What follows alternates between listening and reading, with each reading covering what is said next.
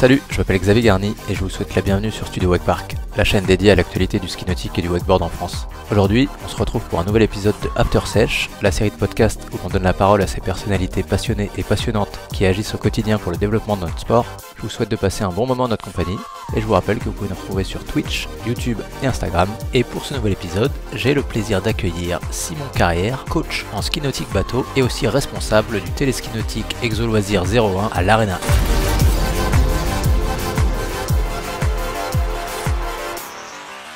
Merci Simon, merci beaucoup de nous accueillir ici, chez toi, devant ton petit mobil-home. Où est-ce qu'on est exactement?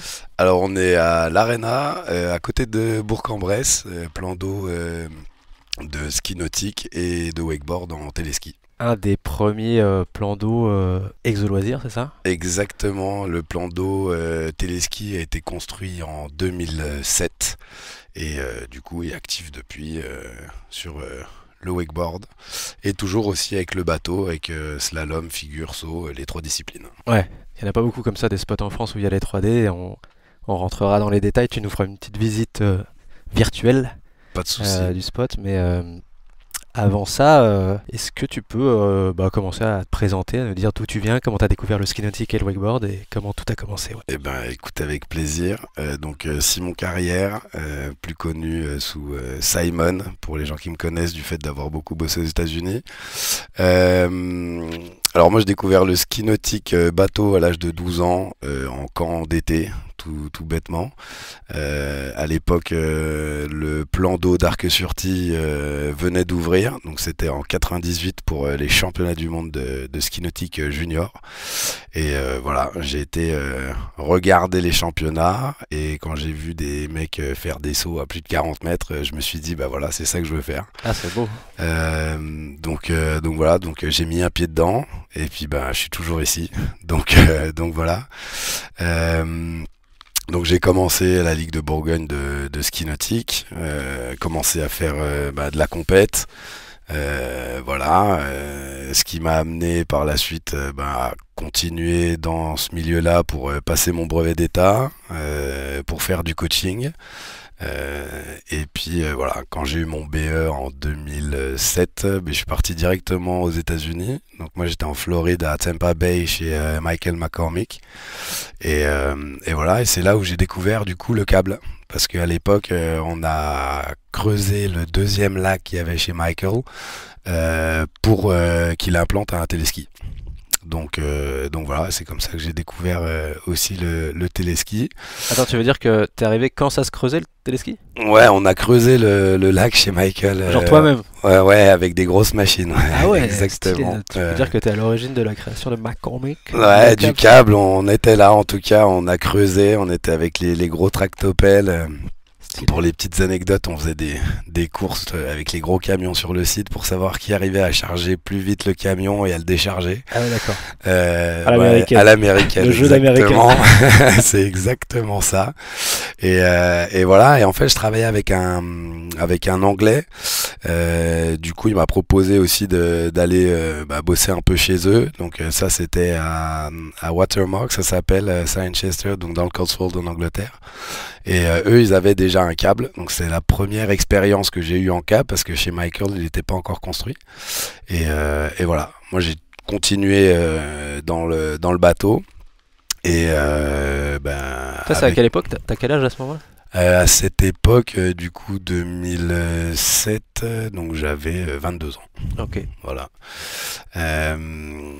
Et puis les années passent et je me retrouve en 2012 à arriver à l'Arena, donc avec le câble, mais moi pour l'entraînement du coup bateau. Donc à l'époque il n'y avait pas encore le tremplin, enfin il était là mais il n'était pas sur l'eau, donc moi j'étais spécialiste saut quand j'étais plus jeune. Donc voilà, on a remis ça en place et depuis on a les trois disciplines sur le site.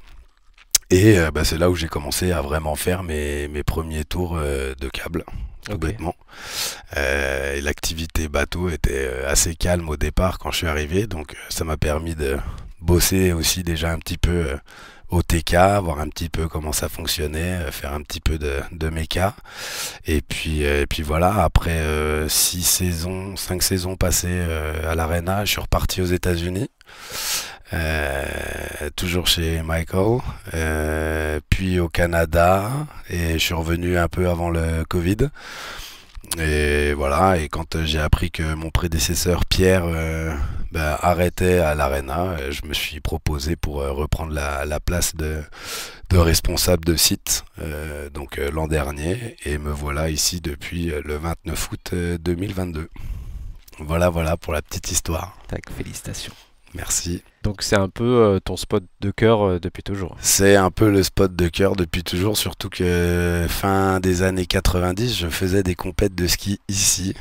Quand le lac appartenait encore aux Suisses, c'était la Bush Cup, et c'était des compétitions derrière les bateaux Bush. Donc autant dire que c'était assez sympathique à skier, parce que la vague elle est assez béton, mais voilà, ouais, du coup, depuis la fin des années 90, je connais le site, et c'est vraiment un site que j'apprécie et que je trouve vraiment magnifique. Donc ça me fait plaisir de pouvoir être là, d'entretenir et de faire en sorte que les gens s'y plaisent autant que moi je m'y suis plu et que je m'y plais encore maintenant.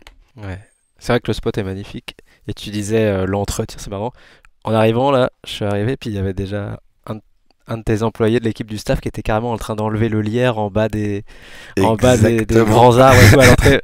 C'est vrai que tout est clean, bibiche et tout, c'est incroyable comment c'est propre. Ouais, on essaye. Alors c'est énormément de boulot, mais ouais, je mets un point particulier pour que ce soit propre et que ce soit joli quand les gens arrivent. Ça fait partie aussi de un peu l'émerveillement déjà quand on arrive sur le parking. Si déjà l'herbe est tondue, que les arbres sont beaux, que c'est taillé, c'est toujours plus agréable que quand c'est un peu en friche. Donc ouais, on a beaucoup de boulot d'entretien, mais voilà, ça permet aussi de décompresser quand on en a un peu marre d'être au TK parce qu'il y a du monde. Ouais. Et voilà, c'est aussi la petite soupape. Mais oui, non, voilà, il y a beaucoup à faire, et c'est ça aussi qui est intéressant, c'est que voilà, on est sur plusieurs postes, et du coup, voilà, ça permet d'entretenir, de faire propre, et puis même personnellement c'est toujours agréable d'être sur un site qui est beau, propre, enfin voilà, ça fait partie du jeu, quoi, j'ai envie de dire, pour que les gens soient contents quand ils arrivent. Ouais, ok. Vas-y, on se fait une petite visite virtuelle. Tu nous dis comment ça se passe quand on arrive au parking, effectivement. Ok, pas de souci. Du coup, on arrive au parking. On va avoir un chemin un peu entre forêt et espace vert qui va soit vous mener sur la gauche au départ ski nautique, donc qui aujourd'hui est géré par le club nautique versois. Donc c'est un club de ski nautique suisse à qui voilà, on loue une partie du plan d'eau. Et si vous continuez en suivant ce chemin, vous allez trouver sur votre gauche un petit logement, du coup un mobil-home 6 personnes avec une petite terrasse vue sur lac qu'on met en location, donc à la nuitée, week-end, semaine. Et puis après, on va se diriger gentiment vers le téléski, où on peut retrouver du coup un snack, bar, pro shop, un petit peu comme sur tous les sites de wake. Et voilà, on a un téléski 5 pylônes de chez Eriksen, on a une douzaine de modules sur le lac. Voilà, F-frame, double flat bar, une funbox avec un step-up, on va avoir un taxi, on va avoir ce qu'on appelle chez nous le double wavy, parce qu'on a 2 petites waves de chaque côté avec un tube qui prolonge, on va avoir un tube, un up rail en tube, on va avoir une street rail, des kickers, enfin voilà, un petit peu que tout le monde puisse voilà, prendre plaisir, se régaler. Et voilà, après, toilette, douche chaude, on est plutôt pas mal équipé du coup sur le site. Et voilà, ça permet de passer une bonne journée, quoi. Yes. Et herbe tondue, comme tu disais, tout le long du plan d'eau. Herbe tondue, ouais, tout le long du plan d'eau, c'est ouais, voilà, il faut 2-3 jours pour que ce soit tout propre, tout fait. Mais ouais, et puis on a la chance de pouvoir, pour le ski nautique en tout cas, de pouvoir skier de nuit aussi. Le plan d'eau est éclairé, donc c'est vrai que ça a aussi son petit plus, quoi. Ouais, c'est impressionnant. Donc en fait, quand on arrive, effectivement, il y a le plan d'eau qui est coupé en deux parties par de la terre au milieu. D'un côté, le plan d'eau de ski avec le slalom, le tremplin et le téléski de l'autre côté. Une petite île aussi pour séparer. Exactement, 2 îles sur le plan d'eau bateau, afin de couper les vagues pour voilà, qu'il y ait le moins de ressac possible sur le site. Donc de part et d'autre du lac, le bateau se permet de faire le tour et puis de ne pas avoir à couper ses vagues. On a une tour du jury aussi qui est aménagée face au plan d'eau de ski avec tout ce qu'il faut, électricité, tout ça. Et une digue flottante du coup qui permet de revenir à pied quand on est au TK et qu'on est tombé. L'avantage aussi c'est qu'on va avoir pied partout. L'Arena c'est un site qui a été créé spécifiquement pour la pratique du ski nautique. Donc c'est vrai que voilà, on a pied partout. Les berges sont assez vite accessibles quand on tombe. Qu'en règle générale, en 6-7 minutes au plus loin, c'est le temps qu'il nous faut pour revenir au TK. Donc c'est vrai que c'est appréciable aussi de pouvoir être rapidement de retour sur le ponton pour récupérer un palot, quoi. Yes. Effectivement, avec la digue qui passe au milieu et qui coupe vraiment très bien les vagues en plus entre le bateau et le câble. Exactement, ouais, C'est impressionnant comment ça coupe. il y a une rallonge de digue qui a été faite, il doit y avoir 2 saisons maintenant, et c'est vrai que on a gagné en flatitude, si je peux m'exprimer ainsi, sur du coup le plan d'eau téléski, et ça c'est vrai que c'est très appréciable.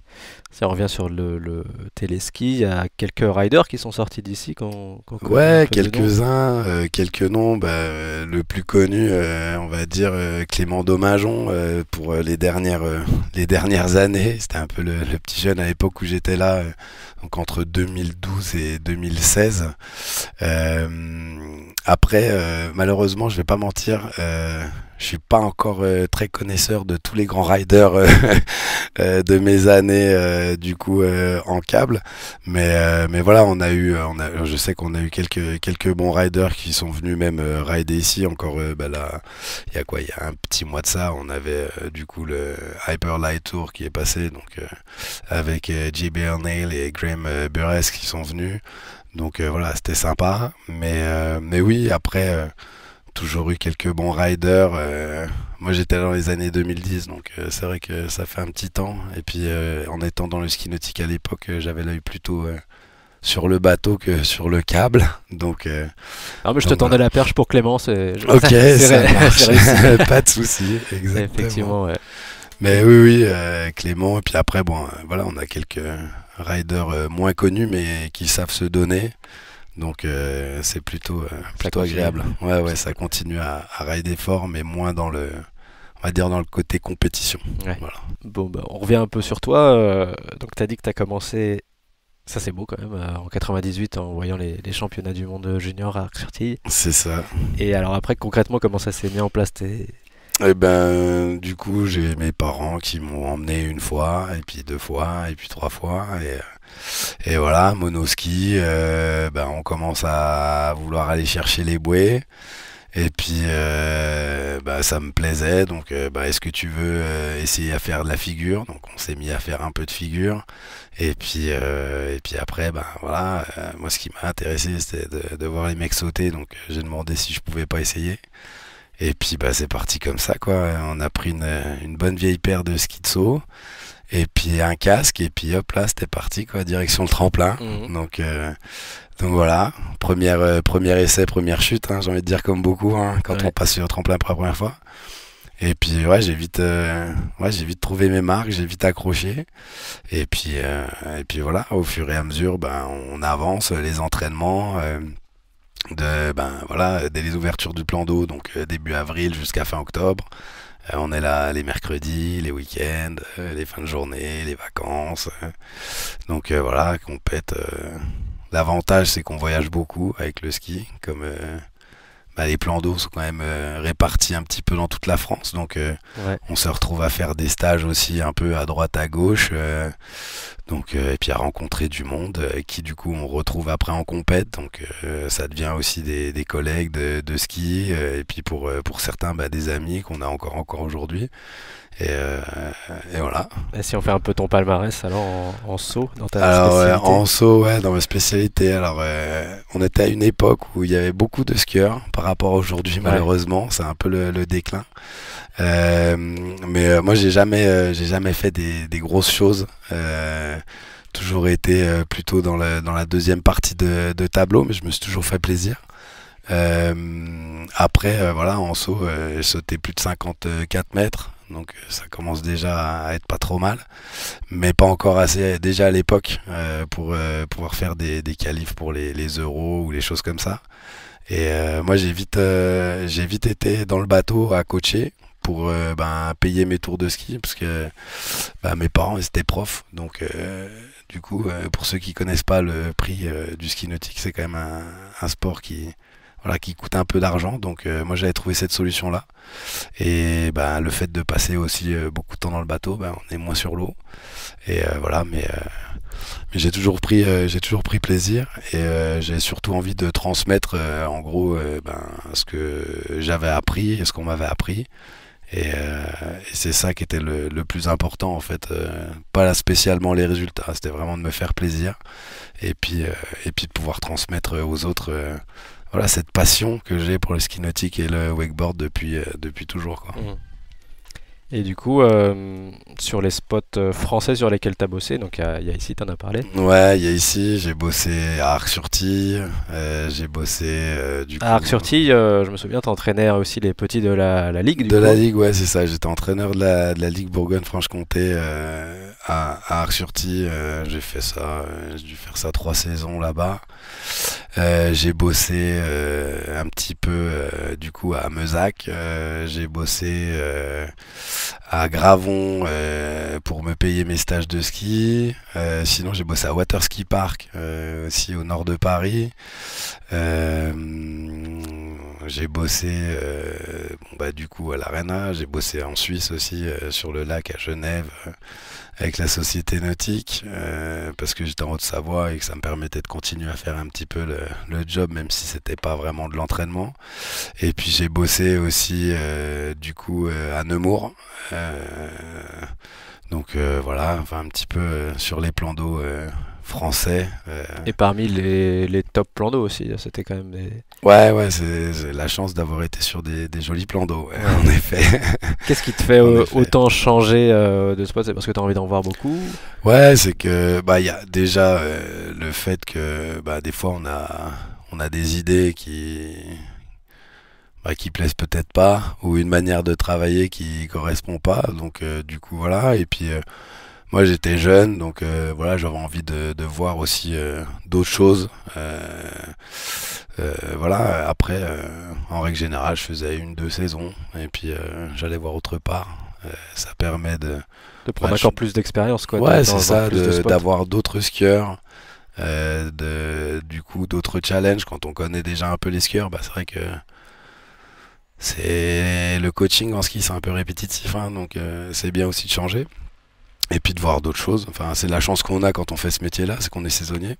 Donc on n'a pas spécialement d'attache en soi. Et du coup, ça permet de voilà, de découvrir des spots, des gens.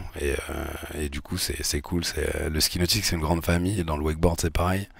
Donc c'est toujours agréable. Et du coup, de retrouver tous ces gens-là quand on les voit en compète, c'est aussi ça qui est sympa, quoi. Ouais. T'as des skieurs qui t'ont marqué comme ça, que t'as coaché ou qui t'ont inspiré peut-être? Qui m'ont Michael aux États-Unis m'a beaucoup inspiré, m'a beaucoup aidé sur le coaching. Fred Joly à l'époque, du coup qui est maintenant à l'Arena, mais Ouais. à Roquebrune. Ouais. Voilà, c'était mon premier coach, donc automatiquement ça laisse des traces. Au niveau des coachs, ça va être ça. Bon, après Claude Pérez, hein, bien sûr, grand Claude. C'est des gens qui marquent, c'est sûr, que j'ai la chance de voir encore, et qui fait du ski même l'hiver. Donc ça, c'est aussi ça qui est intéressant. On se retrouve aussi même sur d'autres sports. Donc voilà. Et après, en skieur, bah voilà, j'ai eu la chance quand j'étais aux États-Unis de pouvoir coacher quand même de très bons skieurs.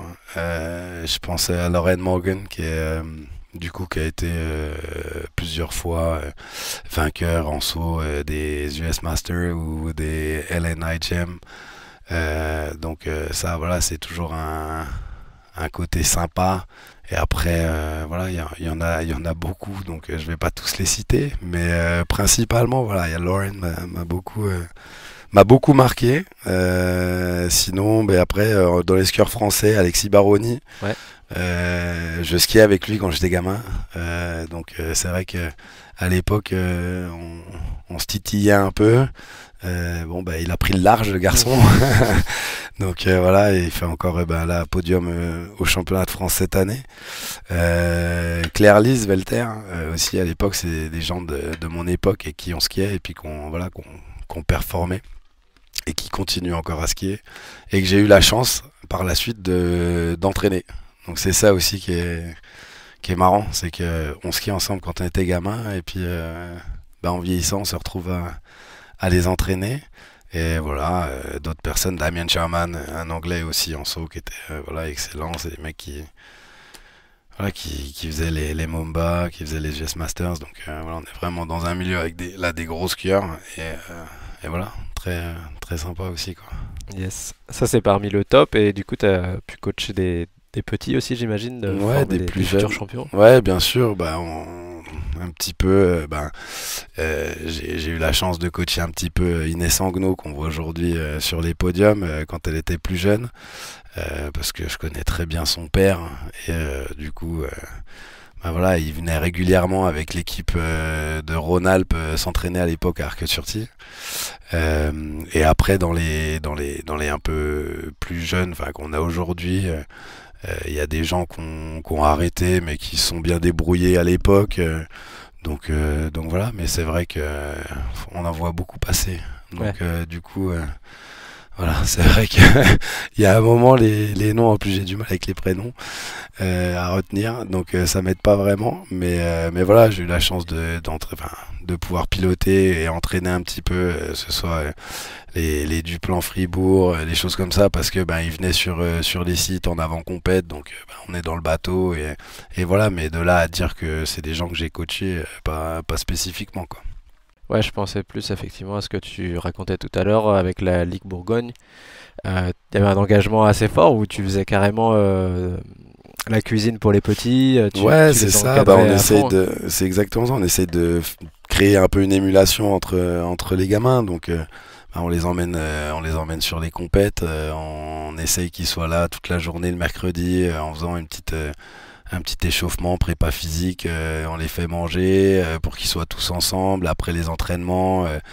Voilà, c'est un sport qui est individuel, le ski nautique, donc il faut essayer de créer une émulation, un petit groupe pour que, en plus d'être tout seul sur les skis, qu'il y ait quelque chose à côté, qu'ils soient contents de passer les week-ends ensemble quand ils partent en compète. Donc voilà, Mais je me souviens effectivement que c'était, je crois, à Muret en 2019, les championnats relève. ouais. Et il n'y en avait pas beaucoup des équipes comme ça qui arrivaient avec un vrai coach, une vraie organisation. Et c'est peut-être. C'est vrai que c'est un modèle idéal quoi, qu'on voit dans beaucoup de sports différents. Peut-être que ça manque un peu dans le ski. C'est vrai que, comme tu dis, c'est un peu plus individuel. Exactement, moi je trouve que ça manque un peu. Il y a eu ça pendant pas mal d'années aussi, Ligue Rhône-Alpes, du coup avec Lionel Angnaud qui s'occupait aussi des gamins toute la saison.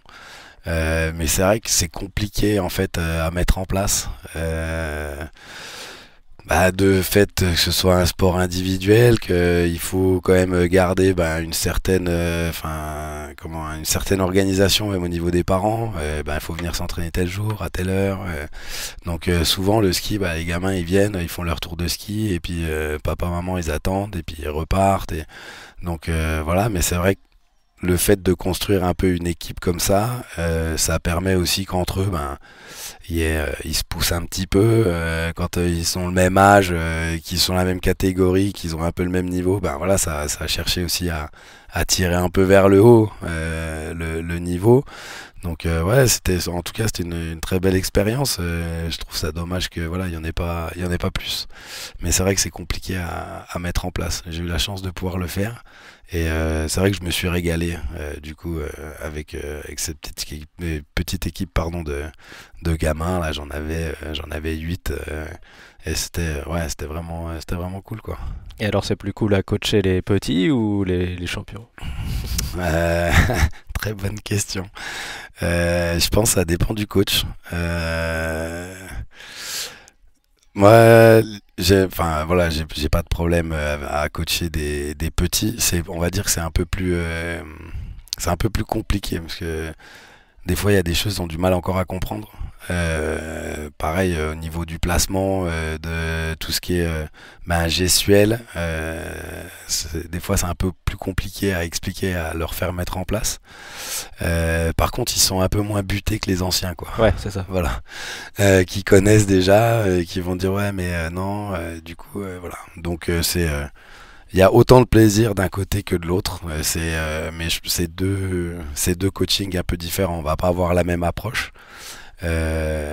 Après, c'est vrai que coacher du haut niveau, c'est quand même voilà, il y a derrière avec les résultats qui sont là et de se faire remercier par un mec qui fait des podiums et tout, ça a toujours un petit côté plaisant de savoir qu'on a pu peut-être l'aider à réaliser quelque chose et donc ça c'est vrai que c'est aussi agréable. Mais dans tous les cas, le but premier, c'est de transmettre la passion et de prendre plaisir en ce qu'on fait, quoi. Donc, et que les gamins ou les moins gamins, les plus vieux, se fassent plaisir aussi quand ils sont sur l'eau. C'est vraiment le but premier, quoi. C'est que même s'il n'y a pas les résultats, c'est de s'être fait plaisir. Je pense que c'est le plus important. C'est beau, c'est très beau ce que tu dis. Je sais pas si c'est beau, mais c'est comme ça que je vois les choses. Ouais, en tout cas, ouais, c'est aussi comme ça que je le conçois, donc ça me parle en tout cas. Bah écoute, on enchaîne sur la partie plus câble maintenant. Ouais, carrément. Et déjà, pour faire transition, c'est quoi la différence entre le bateau et le câble pour toi aujourd'hui? Qu'est-ce qui avance le plus? Qu'est-ce qui marche d'un côté? Qu'est-ce qui marche pas de l'autre? Comment tu te places toi, Simon, entre le bateau et le câble? Eh ben, je me place, je me place entre les deux. Mon cœur est toujours au bateau, mais j'apprécie vraiment le câble. Par son côté accessible, ludique. On n'a pas besoin d'avoir un bateau avec un bon pilote, enfin voilà, un opérateur qui sait gérer la machine et puis c'est parti. Il y a le côté aussi aujourd'hui, faut pas l'oublier, écologique aussi du câble, hein. Et puis financier. Aujourd'hui, une saison de câble. En tout cas, pour pouvoir profiter d'un TK, ça va être suivant les parcs, entre 650 et 750 euros pour la saison, pour 7 mois de ride. Voilà, un tour de bateau aujourd'hui, c'est 50 euros le quart d'heure, quoi. Ouais. Donc, automatiquement, là-dessus, si on cherche à développer un petit peu, c'est quand même plus accessible, le câble. Moi, j'étais du ski, mais j'ai toujours eu une petite âme de freestyler. Du coup, le côté parc, un peu en mode skate, parce que voilà, on a fait du skate quand on était jeune, on a fait du ski freestyle quand on était jeune. Du coup, moi, je trouve ça super cool. L'ambiance, voilà, c'est une ambiance de rider, quoi, décontracté, c'est cool. Et puis voilà. Après, il y a tout le côté technique du coup de la machine que je trouve très intéressante. Ils étaient pas cons à l'époque pour créer un truc comme ça, parce que vraiment ça fonctionne toujours de la même manière, hein, en gros, hein, oui, c'est ça qui est fou, c'est que ça n'a pas beaucoup évolué finalement. Depuis les années 60, la machine c'est sensiblement la même, quoi. Donc il n'y a pas eu de grosse révolution, on va dire, dans le système. Mais voilà, c'est une mécanique fine avec des ajustements, des entretiens. Donc ça, c'est ce qu'on fait aussi en bateau avec le moteur. Donc il y a toujours cette partie technique qui est intéressante. Et puis non, c'est aussi le côté fun. C'est sûr que par rapport à du bateau, Ben voilà, on vient avec ses copains, on est 5-6, on peut tourner les 5-6 en même temps, on n'est pas obligé d'attendre que l'un ait fait son tour et puis après c'est à l'autre. Souvent sur les plans d'eau, ben, pendant que le gamin il tourne, on le voit pas spécialement. Là, c'est vrai qu'en cas, ben, on voit tourner tout le monde. Il y a toute cette approche aussi qui est sympa, quoi. Mhm. Donc voilà, mais non, j'apprécie vraiment le câble aussi, hein, et enfin voilà, je pratique hein, aussi bien en skate que en wake, que même en ski. Des fois, je me fais des petits plaisirs monoski sur le câble. Ah ouais, tu montes la vitesse? Non, je monte pas la vitesse, mais voilà, juste pour le fun de tailler 2-3 virages, ça me fait toujours rire. Donc voilà, non, je trouve que c'est un super bel outil, le câble aujourd'hui. Et voilà, et je pense que pour le développement, ça a aidé quoi. Alors ça amène pas spécialement au bateau, ça c'est sûr, hein, faut pas se mentir. Mais par contre, voilà, ça fait connaître le sport, et ça c'est le plus important. C'est que ben, il y a de plus en plus de gens qui connaissent ce sport et puis qui viennent pratiquer quoi. Parce que voilà, c'est vraiment fun. Et puis voilà, c'est l'alternative estivale au ski alpin et au snowboard. Donc voilà, on est sur de la neige fondue.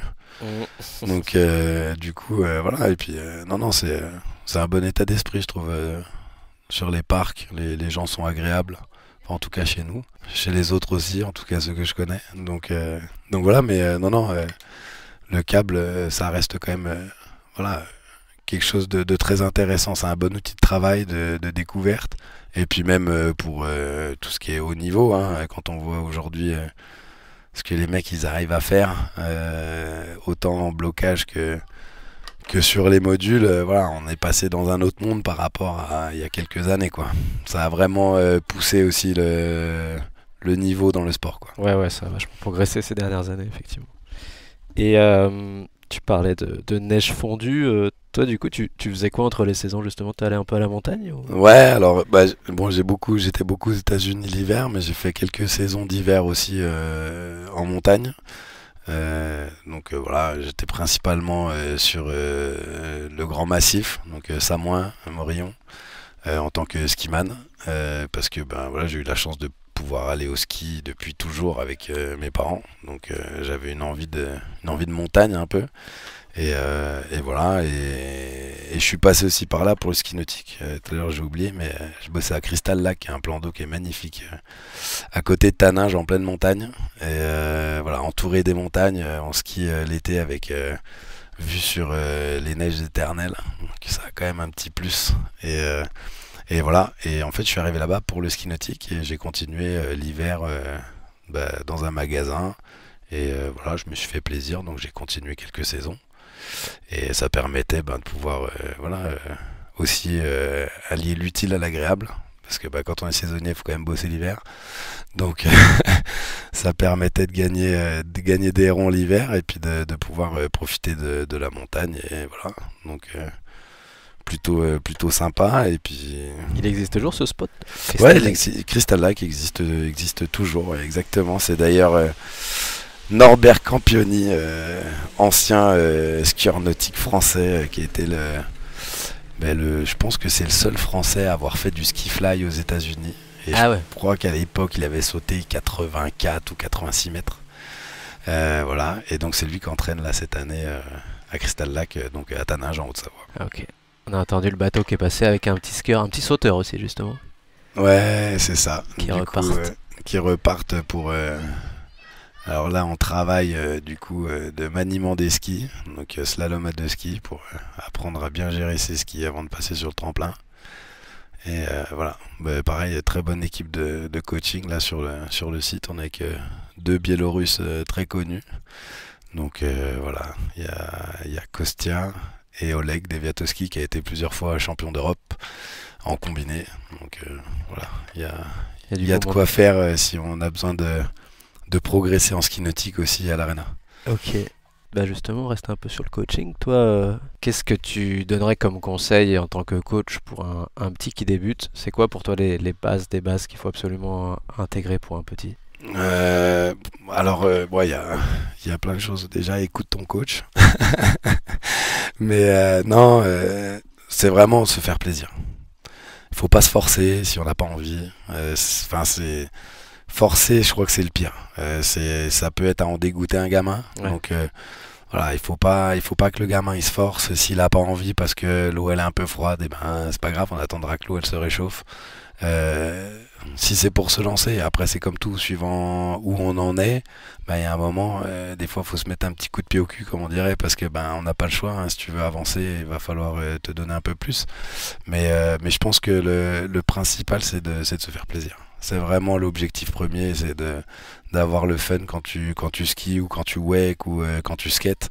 C'est ça qui permet d'avancer. Si tu te fais chier, passez-moi l'expression, mais il y a peu de chances que tu progresses, quoi. Enfin, le but c'est vraiment de prendre plaisir. D'ailleurs, enfin moi, un gamin qui sourit, voilà, c'est la meilleure récompense, quoi. Ouais, non, ça c'est important. Et ouais, après, bah, de se faire plaisir, d'être avec les copains s'il a la chance d'être avec les copains, et puis de profiter, quoi. Il faut vraiment profiter. Ok. Et du coup, aux US, t'avais pas du tout bossé sur le câble de... Non, pas du tout. On a construit, donc on a creusé le lac, on avait vidé le lac. On a creusé parce qu'en fait le lac était en forme de U. C'était le plan d'eau wakeboard bateau à l'époque. Et donc on a creusé la partie manquante pour en faire un rond, quoi, pour que on puisse du coup que Rixen, ça c'est un Rixen, puisse installer le câble. Donc voilà, c'est un câble pied gauche, hein, chez Michael. Enfin, qui est plus Michael McCormick maintenant, c'est Ravenscroft Park, parce que ça a été vendu l'été passé. Mais le câble est toujours là, il y avait un 2.0 aussi. Mais voilà, ouais, on a creusé, remis en eau, et puis moi quand je suis reparti en France pour la saison estivale, Rixen est arrivé pour du coup installer le TK. Et donc quand j'y suis retourné l'année d'après, le TK est en place. Voilà. Et t'avais pas essayé à l'époque?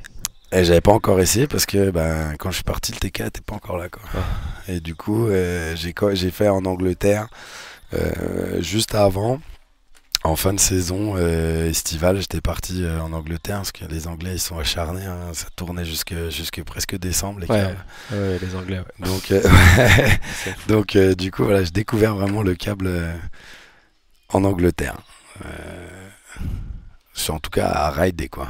Et t'as parlé du Canada aussi, t'allais faire un tour au Canada? Ouais, j'étais aussi au Canada pour le ski nautique, toujours chez mon ami Pierre Plouffe, qui a...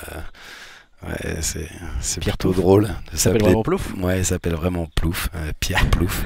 C'est le centre nautique de Tremblant, du coup à Mont-Tremblant, donc ski resort et puis le lac avec toutes les activités nautiques l'été.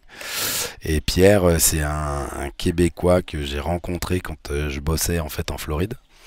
Que j'entraînais là-bas et qui est d'un certain âge. Pierre aujourd'hui doit avoir pas loin de 80 ans. Ah oui. Mais il skie toujours, hein, il fait toujours les trois disciplines. Il a encore gagné les championnats du monde senior il y a quoi, l'an dernier. C'était au Chili, si je dis pas de bêtises. À 80 ans? Ouais, à presque 80 ans, ouais. Et ça saute encore presque 30 mètres, ça fait 2500 pas en figure et puis des bouées à 12 en slalom, quoi. Donc, Ah ouais. c'est une machine, c'est une machine. Eh ben. Donc voilà, donc ouais, je suis parti bosser aussi un petit peu là-bas. Et du coup, ouais, c'était pareil. C'était francophone là-bas? Bonne expérience, ouais, francophone, ouais. Donc voilà, chez les cousins, comme on dit. Très belle expérience, un pays très accueillant. Et puis magnifique aussi, si jamais vous avez l'occasion d'aller. Ouais, t'as eu la chance de revenir parce qu'il y a plein de gens qui partent au Canada qui reviennent pas forcément. Ouais, c'est ça. Chance ou pas, je ne sais pas. Ouais. Mais dans tous les cas, je suis content d'être là aujourd'hui. Ouais, c'est ça aussi. donc voilà. Mais ouais. Non, c'est vrai que c'est aussi une chance, du coup, ce métier, que ce soit dans le ski ou dans le wakeboard, voilà, de pouvoir voyager. C'est quand même appréciable de pouvoir aller sur différents spots. C'est quand même cool de voir ce qu'on fait aussi à côté. Ça permet de donner des idées et d'essayer de faire avancer les choses aussi à notre sauce avec ce qu'on a appris à droite à gauche, quoi. J'imagine que la saison est un peu plus courte au Canada aussi. Ouais, elle est un peu plus courte. Déjà, il faut attendre le dégel du lac. Donc ça déjà, suivant l'hiver, ça peut être un peu long. Mais ouais, et puis on commence à avoir des gelées au mois de septembre, quoi. Ah ouais? Ouais, Ah ouais, donc d'accord. c'est le Grand Nord, hein, comme on dit. Donc les petites gelées matinales en septembre, ça fait bizarre au réveil. Quand la première fois tu te réveilles au mois de septembre, puis que tu vas aller au lac, puis qu'il faut gratter le pare-brise de la voiture, tu te dis bon, Putain, c'est fou parce qu'il y a quand même beaucoup de skieurs et de riders qui viennent du Canada et ouais. qui... Ouais, alors C'est une ils vivent grosse, beaucoup aux gros pays. États-Unis, Ouais. genre ça faut pas l'oublier. Aujourd'hui aussi avec le développement des universitaires, en tout cas en ski nautique, aux États-Unis, il y en a beaucoup qui du coup passent leur temps, Ouais. principalement en Floride où du coup on skie à l'année, quoi. Il fait beau toute l'année, donc ça permet voilà, de pouvoir s'entraîner dans de bonnes conditions toute l'année. Et puis bon, ils ont des super plans d'eau, hein, on va pas se mentir. Donc, euh, donc voilà, on a de très beaux plans d'eau aussi en France, faut pas l'oublier. On est quand même une nation qui est très bien placée dans les skis nautiques. Manque juste un petit peu de relève, quoi. Ouais, c'est ça. Malheureusement. Il manquait un peu de jeunes. Ouais, c'est ça. Et du coup, de cette expérience outre-Atlantique, qu'est-ce que t'en as ramené? Cette culture? Qu'est-ce que j'en ai ramené de cette culture? Les vrais cornichons américains dans les burgers. Ah ouais? Non, je déconne. C'est bon, c'est meilleur? Ouais, c'est meilleur qu'avec les cornichons français. Mais non, je déconne. Non, après, je pense plus sur, en tout cas, en tout cas, moi, mon lifestyle. Je suis un peu plus, je pense, ensoleillé. Mais non, après, je pense mon accent quand je parle anglais. Mais sinon, non, c'est plus les expériences au final, elles te forment. Et c'est ce qui fait que je suis comme ça aujourd'hui. Après, dire que j'ai vraiment ramené quelque chose, pas spécialement. C'est plus voilà, tout plein de choses que j'ai pu vivre là-bas qui font qu'aujourd'hui, je suis comme ça. Et puis que, ben voilà, ça me. Et qu'est-ce qui en particulier du coup t'a marqué, ouais, qu'est-ce qui t'a formé à ce niveau-là? Je pense le management. Ouais. Ouais, ils sont quand même assez carrés au niveau management. Donc voilà, et puis même sur ben, un peu plus la préparation, que ce soit physique ou mentale. Ils en font beaucoup là-bas. Et Ouais, ils étaient beaucoup plus en avance qu'en France, quoi. ouais, c'est ça, et très jeune, très tôt. Nous, on a tendance à attendre trop longtemps, quoi. Et dans tous les sports, hein, chez nous, c'est voilà, les investissements dans le sport en France, malheureusement, c'est quand même limite. Enfin, en tout cas, c'est ce que je pense, surtout quand on voit ce qu'on arrive à faire avec le peu d'investissement qu'on a. Si on investissait un peu plus, je pense que ce serait formidable pour les sportifs, parce que bah il y a plein de sports où c'est compliqué de vivre de son sport alors qu'on est dans les meilleurs mondiaux. Et voilà. Et ça, voilà, c'est ce qui manque un petit peu, quoi. Donc Par rapport aux US. Ouais. ouais, par rapport aux US, ouais, complètement. Ok. Donc, Donc la voilà. prépa. Ouais, la prépa, et puis non, après c'est plus, comme je dis, c'est plus ce qui m'a formé et qui fait que voilà, c'est aujourd'hui je suis comme ça. J'ai pas spécialement de choses spécifiques à part mon accent et les cornichons. Ça va. Ok. Tu parles du management qui t'a inspiré aux US. Mhm. Donc concrètement, comment toi tu manages du coup ici sur cette base de loisirs exo? Comment tu gères ton équipe et qu'est-ce qui est important pour toi pour que ça fonctionne? Ok, je m'attendais pas à ça. Merci Xavier. Non, après, ouais, bon, je sais pas si c'est spécifique aux US ou pas aux US, mais voilà, j'essaye d'être d'être assez, on va dire, friendly, parce que c'est un peu comme ça aux États-Unis. Tout en étant voilà, concis dans ce que je demande à faire. Ce que je veux dire, c'est que voilà, il y a un petit côté un peu à la cool, mais derrière, il faut que ça taffe sévère. Ouais. Parce que ben voilà, ils sont malgré tout, on est employé, hein, moi aussi je suis employé, donc quand on est employé, ben il y a des résultats à avoir. Donc voilà, après on a la chance d'être au bord de l'eau, avec des gens qui sont là normalement pour profiter, se faire plaisir, donc on est un peu moins embêté que dans d'autres milieux où les gens, bah voilà, ils sont là parce que ils sont là, et ils ont peut-être pas envie d'être là. Nous, les gens choisissent de venir, donc c'est vrai que déjà ça met une atmosphère qui est quand même agréable pour le travail. Mais voilà, après sur l'organisation, c'est pareil. Bah, malheureusement, on est dans un milieu saisonnier, donc bah il y a aussi à s'adapter. Bah, sur les heures de travail, hein, on peut pas faire du 9h midi, 14h, 17h, hein, on n'est pas en entreprise, ça c'est pas possible. Donc voilà, donc par rapport à ça, bah, il faut aussi être, enfin, comment dire, il faut aussi laisser une part de liberté quand on est en train d'organiser les journées, quoi. Des fois, ben, mec, là on a du monde, il y a ta pause, si ça te convient, on décale. Après, ça se comprend bien, mais c'est aussi de leur donner un peu de temps à eux. Moi, j'hésite pas quand voilà, ça a beaucoup bossé et puis qu'il y a un petit peu coup de calme, de leur dire bah tiens, vas-y, va te mettre une corde, ça va te détendre, Ouais. C'est ça aussi va te pour faire ça du qu'ils bien. sont là, quoi. Voilà, Ouais. exactement, ils sont là aussi pour rider. Donc voilà, on essaye aussi de faire plaisir. C'est un peu comme en coaching, hein, genre moi le but c'est que ils aient le sourire. Donc donc voilà. Mais après voilà, moi je travaille avec des listes, genre voilà, il y a des listes de travail. Donc ils savent, il y a des fiches de poste, ils savent ce qu'ils ont à faire. Ils savent ce qu'il y a à faire quand il y a un moment de libre. On en parlait tout à l'heure. Bon ben voilà, t'es en train d'enlever les lierres autour des arbres. Bon, ben, ça fait partie des choses qu'il y a à faire. Donc voilà, après je l'essaye de laisser de l'autonomie.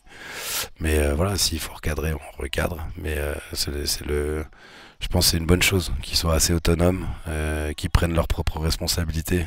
Ils savent ce qu'il y a à faire. J'ai un temps de libre, ben, au lieu de chiller et puis d'attendre, bon ben je vais aller faire ça. Donc voilà, on laisse un petit peu de liberté, d'autonomie en fait. C'est plus ça. Et ça permet du coup que en tout cas, ça fonctionne bien. J'ai une équipe qui s'entend super bien. La clientèle, en tout cas, elle est contente. Donc c'est le principal, quoi. Et puis ça s'organise bien. Donc non, là-dessus, je suis plutôt content. C'est une bonne chose. En tout cas, ouais, l'équipe elle est en place et c'est top d'avoir une équipe en place depuis le début de saison qui s'entend bien. Et voilà, je sais que voilà, on peut faire des soirées ensemble. Ils sortent aussi entre eux la semaine. Donc voilà, Ouais, ça veut dire que ça marche c'est que bien. tout roule. Ouais. Ouais, c'est ça. Quand ils ont les jours de congé en commun, ils vont rider ensemble sur un autre spot. Donc c'est que voilà, en tout cas, ils ont l'air plutôt contents et heureux. Donc c'est le principal. C'est le principal. Yes. Et comment ça fonctionne? Vous tournez tous à chaque poste ou il y a des postes définis? Alors il y a plutôt des postes, on va dire, définis. On a une snackeuse qui est snackeuse, hein, elle fait que du snack. Et après j'ai 3 opérateurs, donc c'est pareil. Euh, Quand ça bouge beaucoup, ben, on va en avoir 2 en bas obligatoirement. S'il n'y a pas trop de monde, ben, t'es opérateur, mais tu vas aller faire un peu de débroussailleuse ou un peu de tondeuse pour que le site soit propre. Voilà, et moi je suis entre les deux. Donc aussi bien en haut à aider au snack quand c'est le gros jus le midi, que en bas, comme ce matin, on avait du coup une résa ponton avec un groupe de jeunes. Donc voilà, j'étais en bas à la machine. Enfin voilà, après moi je suis là pour faire le tampon un peu entre le shop, le snack, le bas et puis bah, tout ce qui est gestion à côté quoi. Donc voilà, il n'y a pas vraiment à dire, il y a des postes prédéfinis, mais voilà, ça tourne, sauf pour le snack. Et puis voilà, pour tout ce qui est entretien, réparation de matériel, s'il y a besoin de replacer un module, voilà, ils sont là aussi pour ça quoi. Yes. Donc là, tu es sur le câble. Tu te vois combien de temps au câble? Est-ce que tu te vois retourner au bateau? Est-ce que tu te vois encore toujours changer un petit peu? J'ai l'impression que c'est un peu ton caractère aussi de... Ouais, c'est ça. Non, pour l'instant, en tout cas, je suis bien où je suis. Donc non, pour l'instant, je me vois bien rester, en tout cas là au câble, ça me plaît. Euh, Il y a un peu plus de management que quand on est au bateau, où c'était vraiment du coaching, donc c'est aussi un peu une nouvelle expérience, même si c'est les études que j'ai faites quand j'étais à la fac. Mais ouais, non, et puis bon, j'ai fait quand même un peu plus de 20 ans assis derrière un volant, donc ça fait du bien aussi de changer un peu d'air, même si je De prends monter un plaisir peu au à pylône. remonter, voilà, de monter au pylône, c'est ça. Et non, et même si je prends plaisir quand je remonte dans le bateau, hein, je continue à piloter en compète. Enfin voilà, c'est des choses que je ne mettrai pas de côté. Mais au niveau du boulot, voilà, j'ai pareil, on vieillit, on prend en maturité, on a envie de faire d'autres choses. Bah voilà, c'est un poste avec plus de responsabilités. On a quand même un site complet à faire tourner.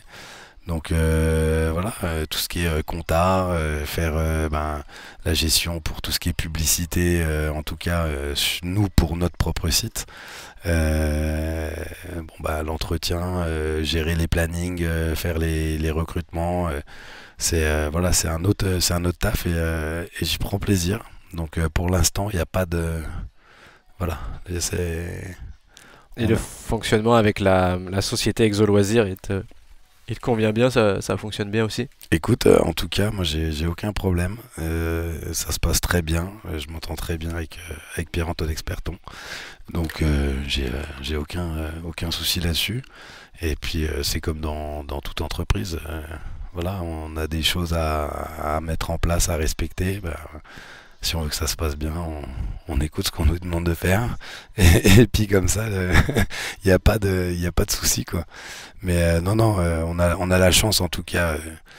Enfin, je parle pour moi, mais chez Exo, en tant que responsable, bah déjà d'être à l'année, c'est quand même rare dans le ski nautique ou le wakeboard Ouais, c'est ça. d'avoir un poste à l'année. C'est une Donc sécurité qui est quand même. qui est pas négligeable. Ouais. Et du coup, ben voilà, moi avec le site en tout cas que j'ai à entretenir, c'est bien d'être là à l'année, hein, parce il y a malgré tout du boulot à continuer à faire l'hiver, donc si on veut garder ça propre. Et voilà, mais non. Et puis je trouve que le fonctionnement, en tout cas personnellement, est plutôt intéressant avec les forfaits saison multisites. C'est-à-dire que n'importe qui a un forfait saison chez Exo peut rider tous les câbles Exo en France. Ouais, maintenant il y en a un paquet, donc. Donc 11 sites en France, dont beaucoup en région Rhône-Alpes. C'est quand même appréciable aussi. Là, nous, de l'Arena, à 2h30 de route grand max, on va avoir Exo 3D qui est à Brégné-Cordon, on va avoir Temps 5 qui est à côté de Grenoble, on va avoir Exo 73 Chamousset, du coup anciennement TNS.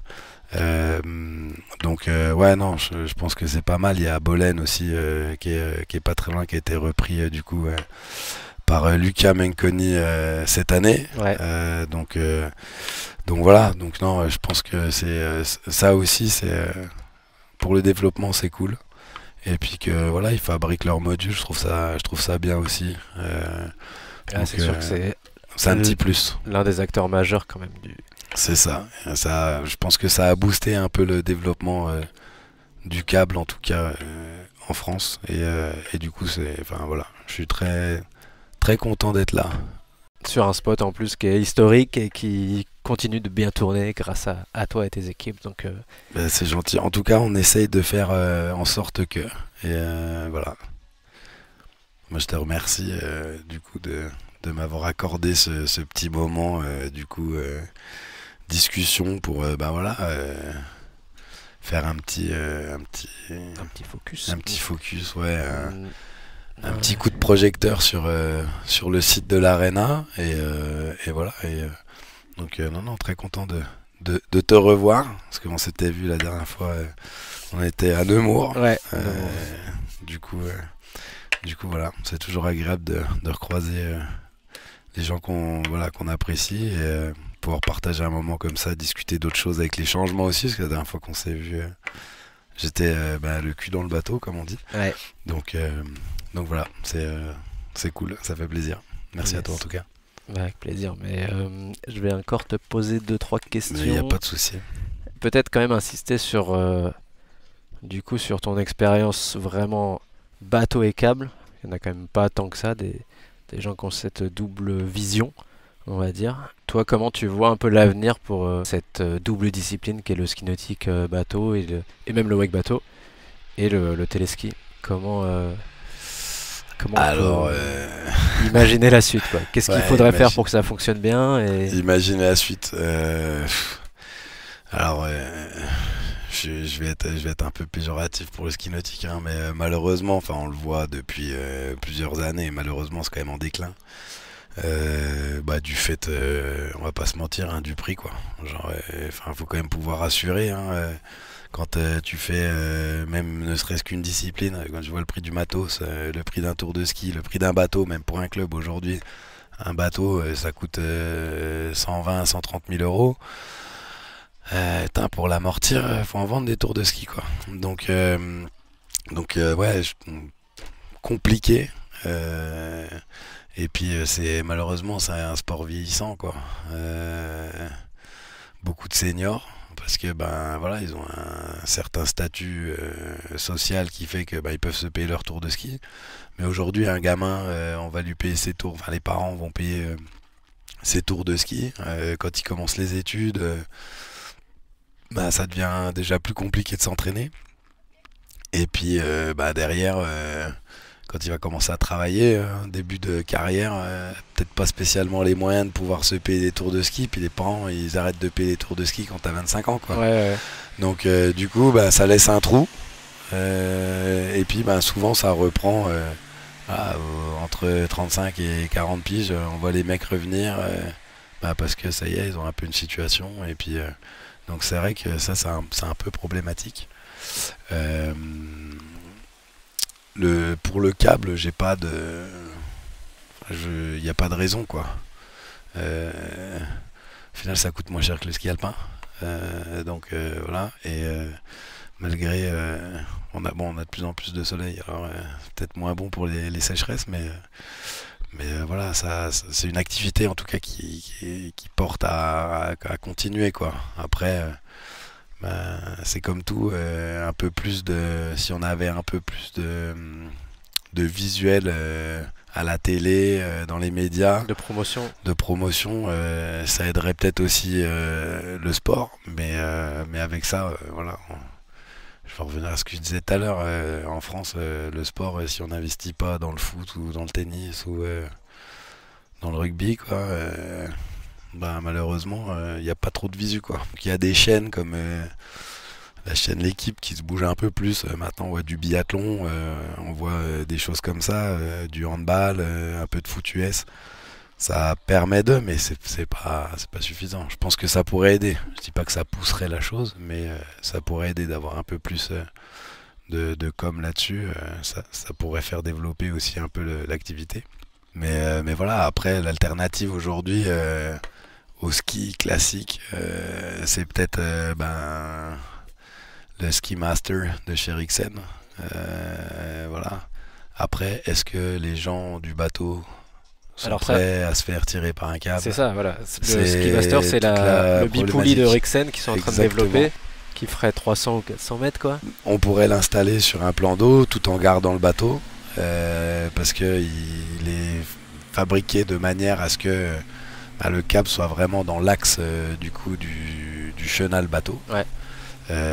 Et n'empêchant pas du coup de pouvoir skier avec un bateau, mais du coup d'avoir les deux alternatives.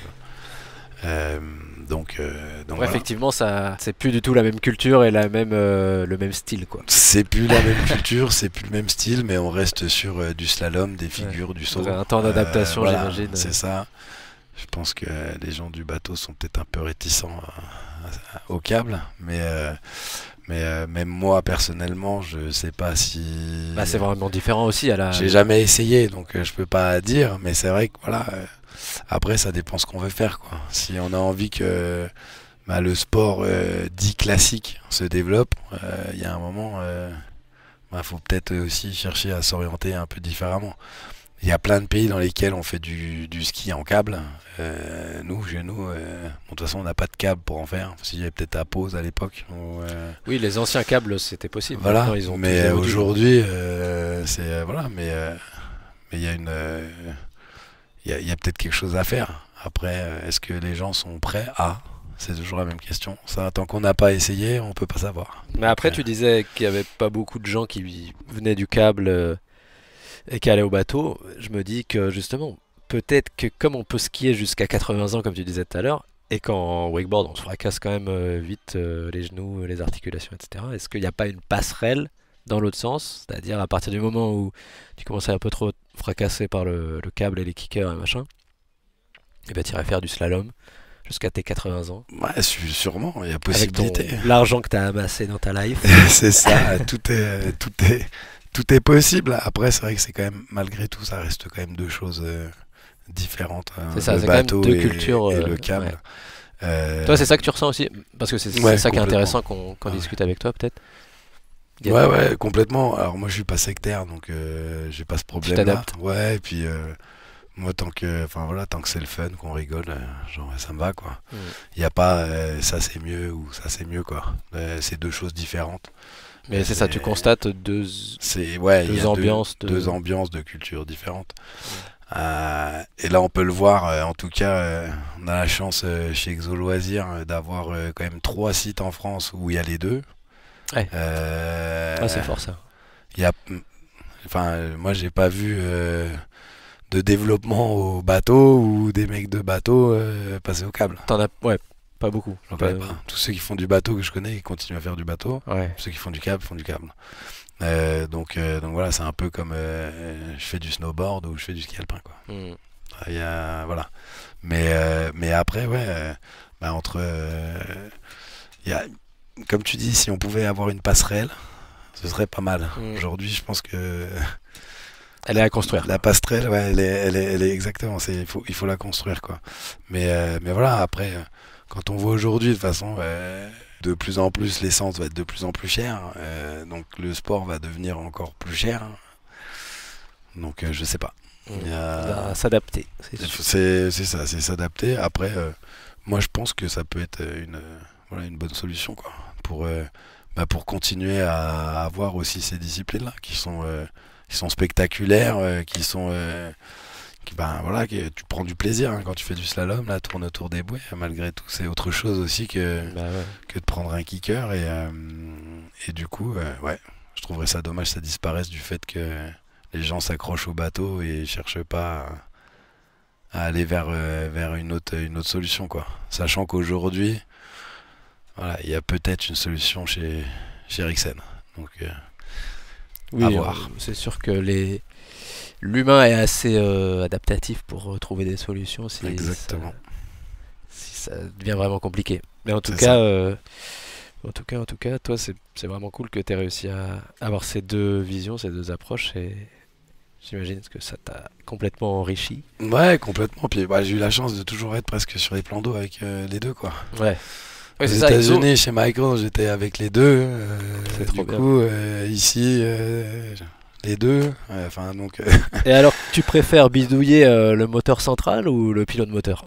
Alors, je suis meilleur avec un V8 dans les mains. Ouais. Mais voilà, j'ai encore beaucoup à apprendre hein, sur le TK, c'est sûr. Mais ça, je commence à acquérir un peu d'expérience et ça me plaît bien aussi. De toute façon, dès que faut mettre les mains dans le gras, ça me convient toujours. Donc il n'y a pas de souci là-dessus. Mais ouais, c'est super intéressant aussi. C'est pas du tout la même chose, encore une fois. Mais ouais. Je suis plus à l'aise pour l'instant, avec le peu d'expérience que j'ai sur un TK, je suis plus à l'aise avec un moteur. Mais je me fais plaisir quand je suis sur la machine. Donc voilà, les petits réglages, les machins, des trucs, voilà, et puis c'est fin aussi, donc c'est enrichissant. En tout cas, on en apprend tous les jours. Et comme on m'a souvent dit, tant que tu n'auras pas eu une grosse merde, tu ne pourras pas savoir ce que c'est. Donc Et pour l'instant, je touche du bois pour l'instant, hein, parce que j'ai pas eu de grosse merde, mais j'ai commencé avec un changement de câble en début de saison. Oui, c'est bien quand même. Donc voilà, ça a permis de rentrer direct dans le dur. Donc voilà, ça permet aussi de voir les choses vraiment de comment ça marche et de faire direct les réglages avec un nouveau câble, les égalisations. Donc non, c'est bien, ça forme en tout cas. Donc c'est parfait. Puis on a la chance du coup chez Exo d'avoir 11 sites, donc d'avoir des responsables qui viennent nous aider quand on a besoin et vice versa, on va aider quand ils ont besoin. Donc ça c'est vrai que voilà, là-dessus on a de la chance parce qu'il y a une super entente entre tous les responsables de sites et ça c'est agréable. Donc voilà. Bah ouais. Qui c'est qui est venu t'aider un peu là? Et ben du coup pour le changement de câble, on avait du coup Mathilde qui est la responsable Exo 38. Ouais. Et du coup on avait Arnaud du crew qui est du ski nautique aussi. Oui. Et qui est le responsable d'Exo 3D à Brenier-Cordon où on peut pratiquer aussi le ski nautique sur le même plan d'eau. Et voilà, et après on avait Tristan qui est du coup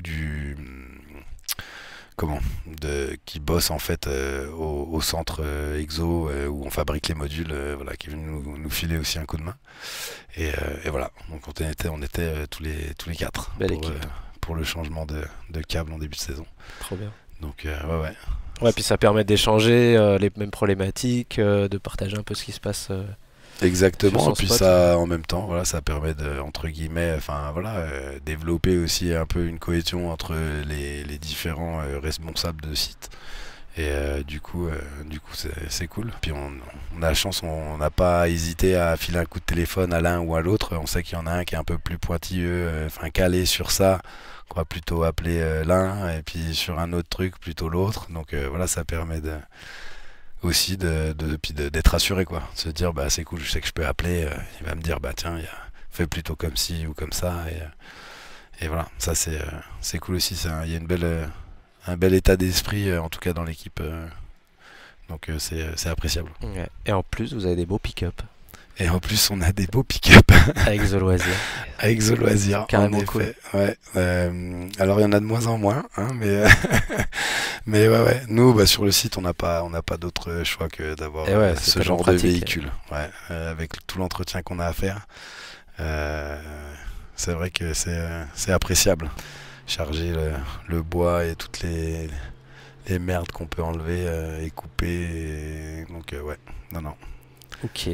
Bah écoute, merci Simon d'avoir pris un peu de temps entre une journée de pilotage et de snacking et d'accueil du public pour répondre à nos questions et partager un peu ton histoire. Il va me rester une dernière question.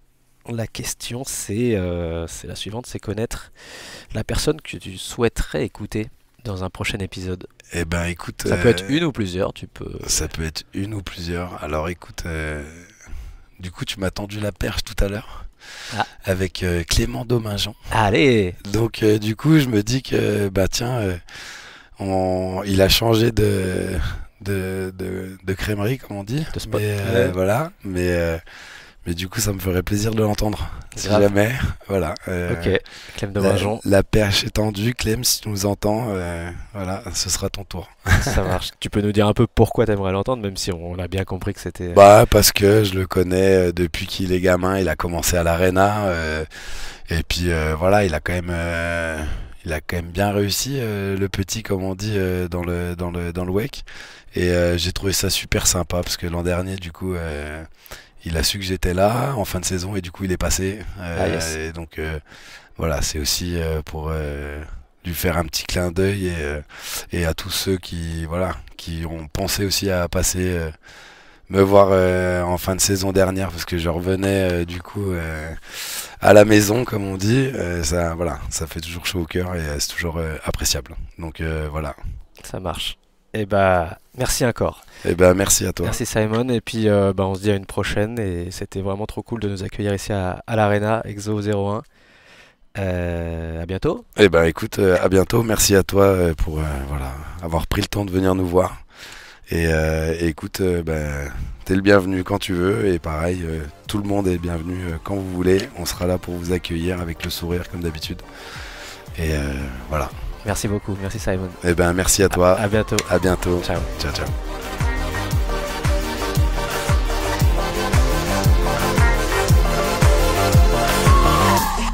Voilà, cet épisode est maintenant terminé. Je vous remercie pour votre écoute et je vous rappelle que vous pouvez retrouver Studio Wake Park sur Instagram pour les coulisses, sur YouTube et aussi sur Twitch pour les événements en direct. Je vous dis à bientôt. Ciao!